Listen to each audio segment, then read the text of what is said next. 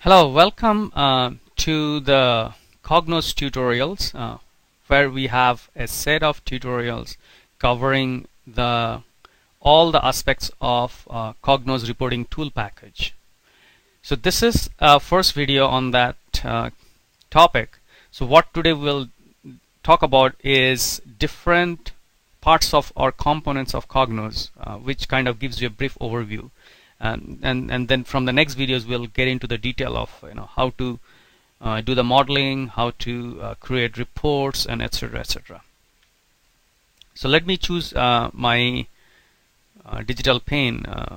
Just give me 1 second.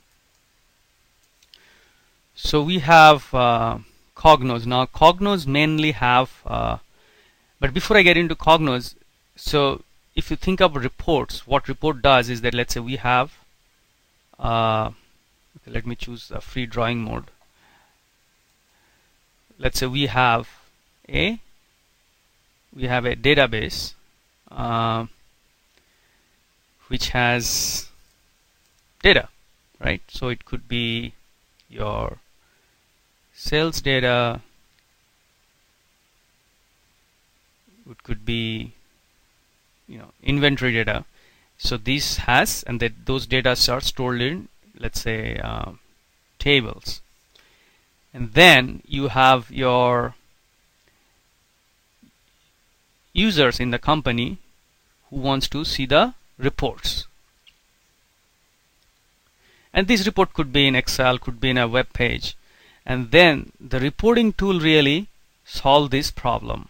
So what they do, again, these are kind of basic stuff which you already know. Gets the data and publishes it in a user-friendly manner. And so there are basic components of any reporting tool. First one is extraction. So extraction of data. And then there is publishing.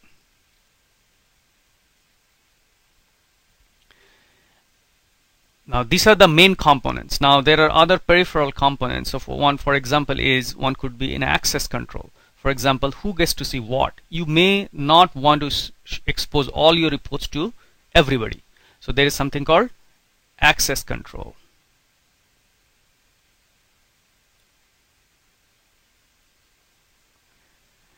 Then 4 is something like scheduler. That means some report could be scheduled to run every day, and some reports could be a sort of ad hoc report. So these are sort of there are other pieces, but I think these are sort of the basic idea. And now we get into Cognos. So let me choose let me just erase this part.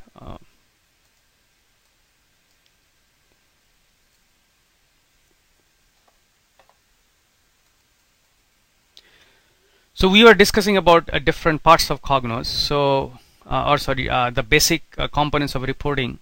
Now coming down to Cognos. So Cognos does these things through this sort of components. The one is something called your model. What the model does is that it maps your database to something which Cognos can understand, which is a model. So it could be a data model or a business model, which we'll get into details later on. But basically you can think it's some sort of a repository of your data, meaning not actual data, but the structure and the relations of the data.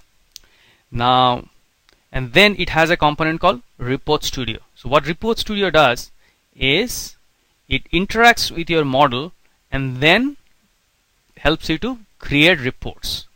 So that means, let's say this is your database, and database has a relation with model, so which basically stores the metadata information of the database, where your Report Studio interacts with that, creates reports, and these are the reports which are accessed by end user.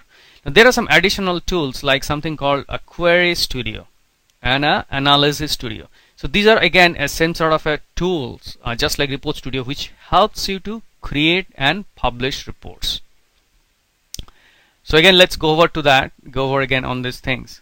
So here you have main components are model, or you create a model using something called a framework manager. Framework manager.